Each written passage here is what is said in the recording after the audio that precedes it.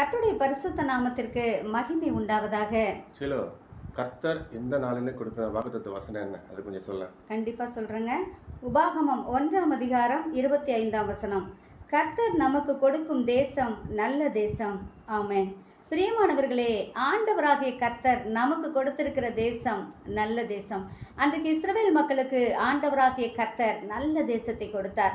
அதே போலதான் இன்றைய நாளிலே ஆவிக்குரிய இஸ்ரவேலராகிய நமக்கும் ஆண்டவராகிய இயேசு கிறிஸ்து இறந்திருக்கிற நம் அத்தனை பேருக்கும் நம்முடைய இந்திய தேசத்தை கர்த்தர் கொடுத்திருக்கிறார். நம்முடைய இந்திய தேசம் வளம் நிறைந்த தேசம். நம்முடைய இந்திய தேசம் இன்னும் செழித்தோங்க வேண்டும்.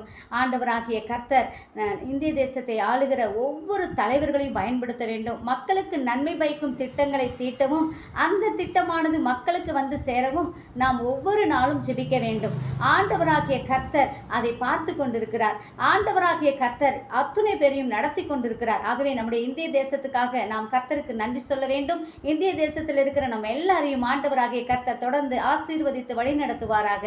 ஆமென். கர்த்தருக்கு ஸ்தோத்திரம். தேவனுக்கே மகிமை உண்டாவதாக. ஆமென்.